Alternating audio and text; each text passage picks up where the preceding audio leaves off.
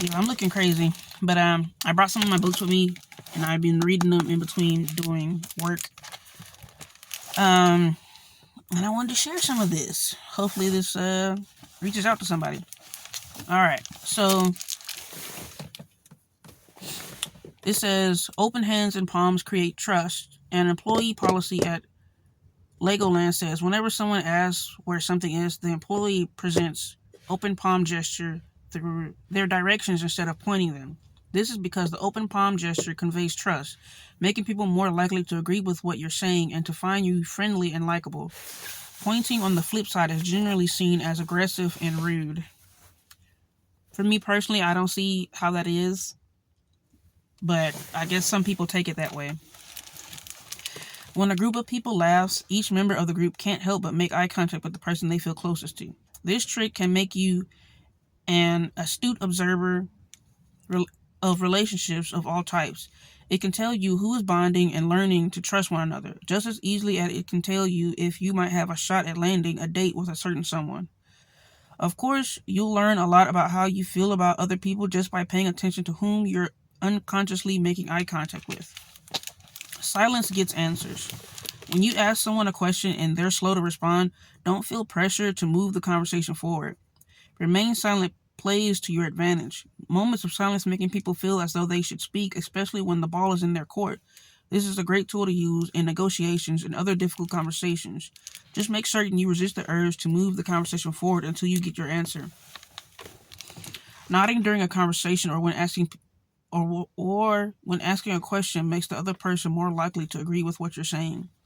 The next time you need to win someone over to your way of thinking, try nodding as you speak. People unconsciously mirror the body language of those around them to better understand what other people are feeling. When you nod as you speak, you convey that what you're saying is true and desirable, and people are more inclined to agree with you. People remember unfinished things better. The natural tendency to remember unfinished things is called the Zeigarnik effect. It's spelled Zeigarnik. I don't know, Lord. Ever notice how some television commercials cut off early?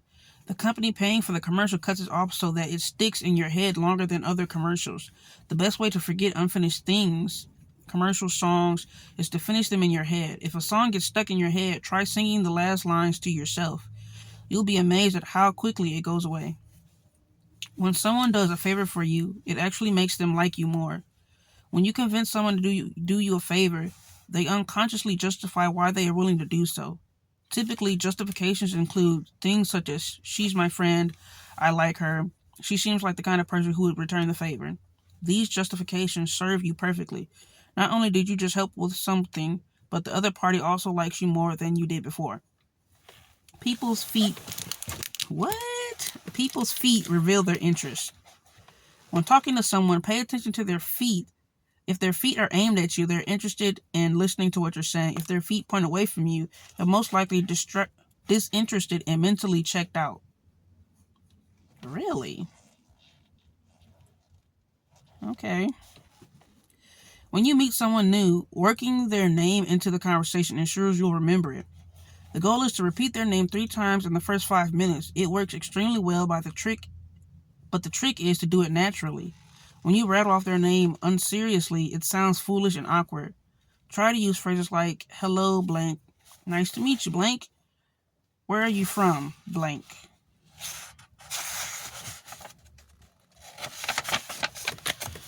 Showing excitement makes other people like you. This goes back to the idea that we mirror the behavior of those around us. If you show excitement when you see someone, they naturally mirror that excitement back at you. It's easy to make a strong first impression and get people to like you when you show enthusiasm for the encounter. And to bring it all together, likability is a delicate balancing act between expressing yourself and understanding what makes other people tick. It isn't something you're born with, but it's something that you can develop. A little effort goes a long way when it comes to increasing your likability and ultimately your emotional intelligence. Add the aforementioned habits to your repertoire, including being mindful of those you should be careful to avoid. You can reap the benefits of being even more likable than you already are. Again, this is from Emotional Intelligent Habits by Dr. Travis Bradberry. Change your habits, change your life. Okay.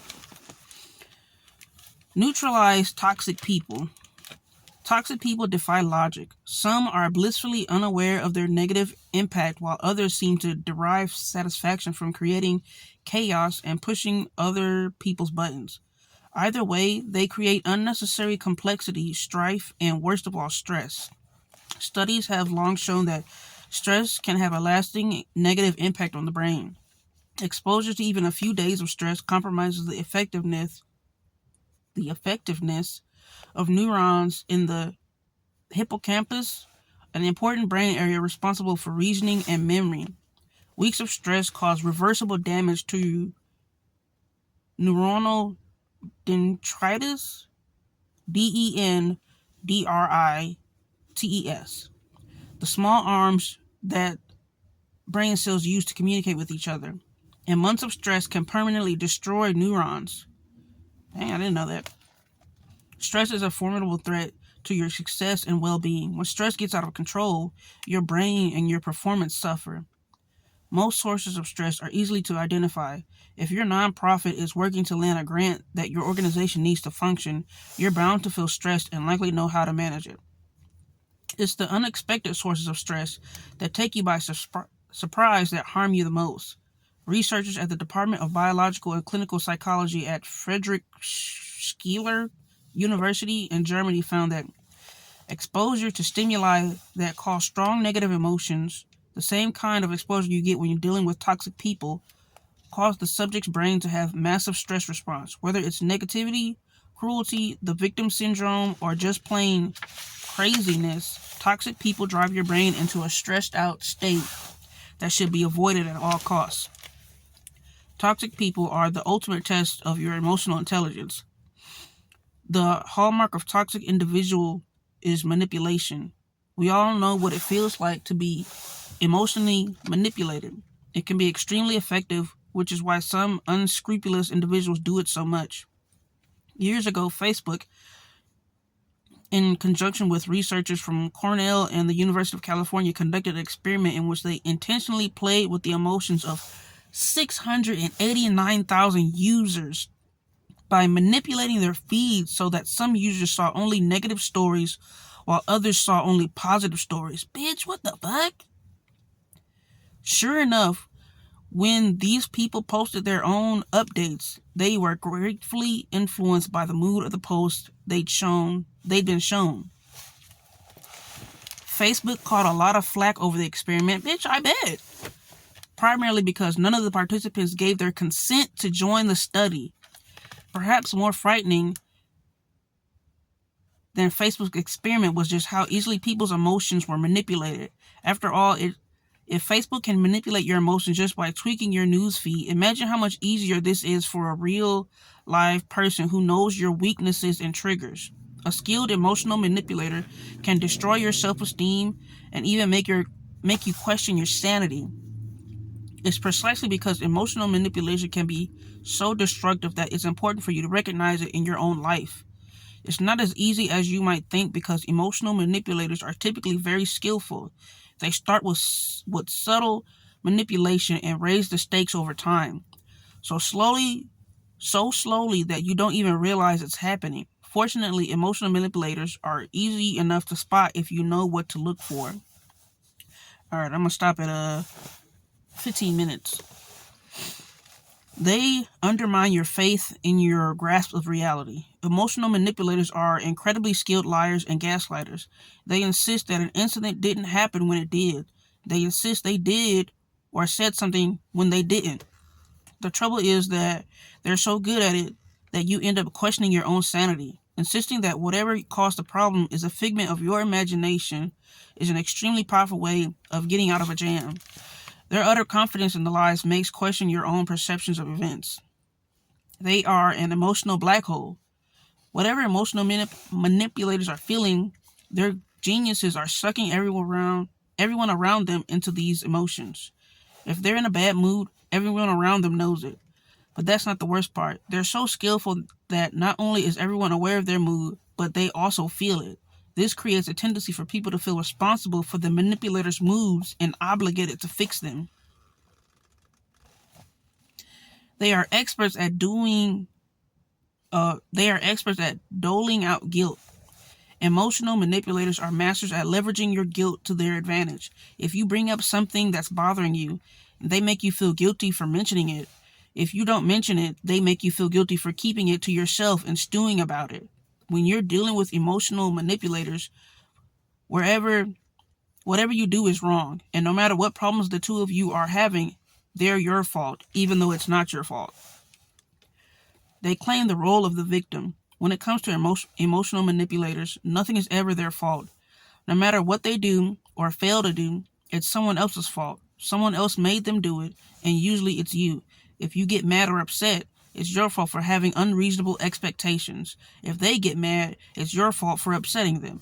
Emotional manipulators don't take accountability for anything. Their actions don't match their words. Emotional manipulators tell you what you want to hear, but their actions are another story. They pledge their support, but when it's time to follow through, they act as though your requests are completely unreasonable. They tell you how lucky they are to know you, and they act as though you're a burden. This is just another way of undermining your belief in your own sanity. They make you question reality as you see it and mold your perception according to what is convenient to them. They are too much too soon. Whether it's a personal relationship or a business relationship, emotional manipulators always seem to skip a few steps. They share too much too soon and expect the same from you.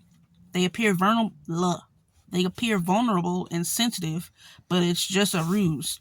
The charade is intended to make you feel special for being let into their inner circle, but it's also intended to make you feel not just sorry for them, but responsible for their feelings.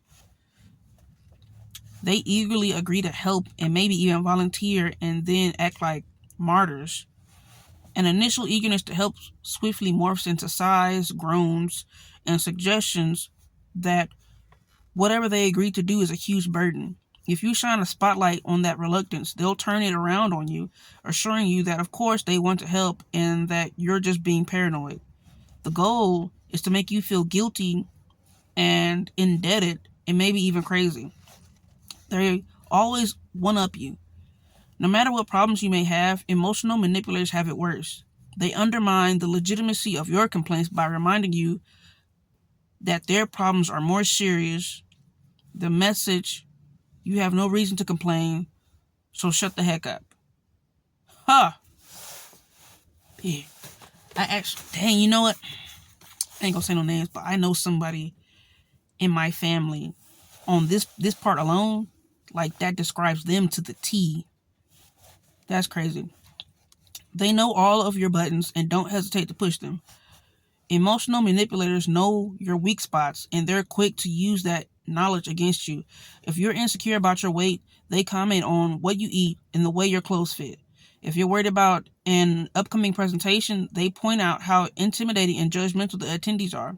Their awareness of your emotions is off the charts, but they use it to manipulate you, not to make you feel better. Woo, baby. That was a lot. Okay. Moving on. The 9 toxic types. It's often said that you're the product of the 5 people you spend the most time with.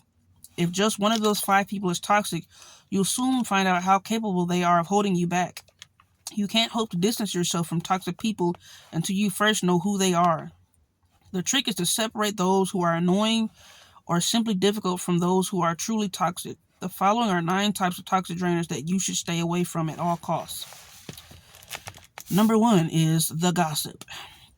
Eleanor Roosevelt famously said, "Great minds discuss ideas, average ones discuss events, and small minds discuss people." Damn. Gossipers derive pleasure from other people's misfortunes. It might be fun at first to discuss somebody else's personal or professional misfortune, but over time, it gets tiring. It makes you feel gross, and it hurts other people. There are too many positives out there and too much to learn from interesting people to waste your time talking about the misfortunes of others. Bitch. All right, we're at 15 minutes. So I'm going to call that a day on that one. And, yeah.